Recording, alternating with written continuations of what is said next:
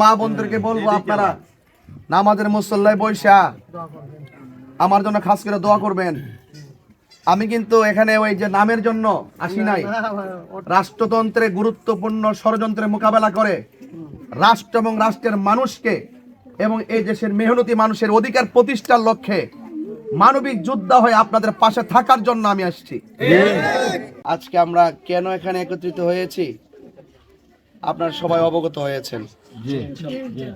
আর আমি যদিও এখানে আজকে প্রথম আসছি, কিন্তু এই এলাকাটা কিন্তু আমার জন্য পুরান না। এই এলাকাত বহুত মাহফিল আমি করছি না, হাজার হাজার লোক মাহফিল আসছে না। এই জন্য আপনাদের সাথে আমার একটা আধ্যাত্মিক সম্পর্ক আছে না। বর্তমান বাংলাদেশে যেই রকম রাজনৈতিক অস্থিরতা চলছে, প্রতিশোধের রাজনীতি, খুনের রাজনীতি, গুমের রাজনীতি, এবং বরাবরের মতোই এই যে মেহনতি মানুষের যে সমর্থন নিয়ে যারাই আমরা বিগত দিনে দেখেছি দায়িত্ব পাওয়ার পরে দেখা যায় যারা অক্লান্ত পরিশ্রম করে খাইটা জান প্রাণ দিয়া তাদেরকে সমর্থন দিয়া বানাইছে, কিন্তু সমর্থনকারীদের সুখী দুঃখে কিন্তু তাদেরকে পাওয়া যায় না। আমি মনে করি আমার যে চিন্তা ভাবনাটা, আপনারা জানেন যে আমি অনেকগুলো মাহফিল বাদ দিছি না। আপনারা একটু বলেন তো, এই বিগত 2 বছরের ভিতরে রাষ্ট্রপক্ষ কোন সুন্নিদের কাউকে ডাকছে? আমি মনে করি এটা একটা বৈষম্যমূলক আচরণ করা হয়েছে।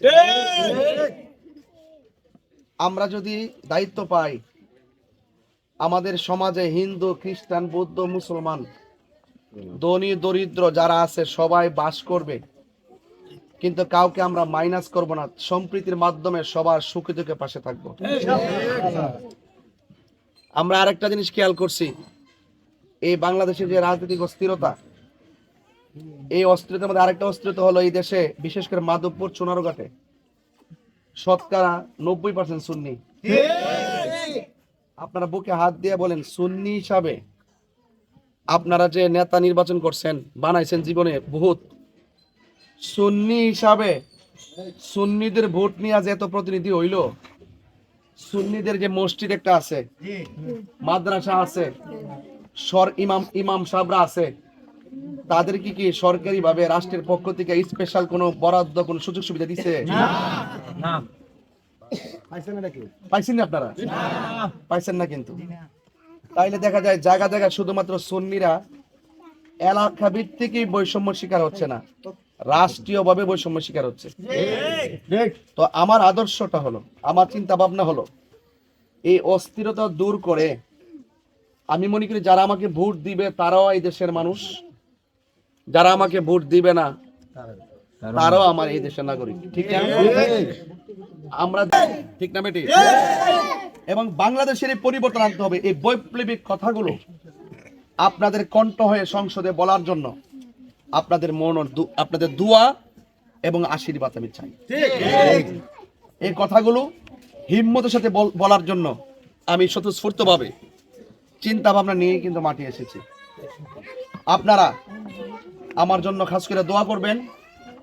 আজকে মূলত আপনারা জানেন যে নির্বাচনী রুটম্যাপ কার্যক্রম চলতেছে। এই মাধবপুর কি আমি আপনাদের এলাকায় আর কখন আসছি এই নির্বাচন নিয়ে? এই প্রথম আসছি, তাই না? এই সাইডটা যেহেতু কিছু আচরণ বিধি আছে, আমরা আইন বুঝি, তো যেহেতু আচরণ বিধি আছে 22 তারিখের আগে আমরা কেউ ওপেন গণসংযোগ করতে পারবো না, এই জন্য আমরা উঠান বৈঠকে বসছি। ঠিক না? এই জন্য আপনারা স্বতঃস্ফূর্ত ভাবে শুধু সুন্নি হিসেবে সুন্নির জন্য না, দেশের জন্য, দেশের মানুষের জন্য রাজনীতি করতে হবে। আর এই দেশে স্বাধীনতার পর থেকে একমাত্র সুন্নিদের কাছে দেশও নিরাপদ, দেশের মানুষও নিরাপদ। এই জন্য দেশের হাল ধরতে হবে, দেশের ক্রাইসিস মুভমেন্টকে মোকাবেলা করে শান্তি আনতে হবে। আর শান্তি আনতে গেলে সংসদে সুন্নিয়তের প্রতিনিধিত্ব ছাড়া এই পরিবর্তন আনা সম্ভব না। রাষ্ট্রযন্ত্রে গুরুত্বপূর্ণ জায়গায় যদি আপনি না থাকেন, কাজ করতে পারবেন? এই যে আজকে যে আমি আসছি, একটু গাড়িতে আসছি, পায়ে হাইটে আসছি, মোটরসাইকেলতে আসছি, অথচ দেশ কিন্তু স্বাধীন হয়েছে 55 বছর। অনেক লোক আইসে গেছে না, তা আমি কিন্তু এখানে কিন্তু হাইটে আসছি। তা আমাদের কিন্তু আমাদের আবেগকে সবাই পুঁজি করে, আবেগকে পুঁজি করে সবাই মস্ততে বসে গেলে আর খবর নেয় না। কারণ ধর্মীয় মূল্যবোধ যদি না থাকে, সে কখনো দেশ এবং দেশের মানুষের দরদ বুঝবে না।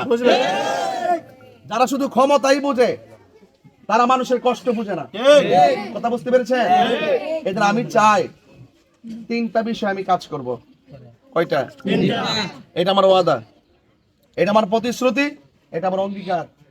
1 নম্বর শিক্ষা নিয়ে আমি কাজ করব, 2 নম্বর স্বাস্থ্য নিয়ে আমি কাজ করব, 3 নম্বর উন্নয়ন নিয়ে কাজ করব। আপনারা কি প্রস্তুত আছেন? প্রস্তুত আছেন? হাত তুলে প্রস্তুত আছেন সবাই?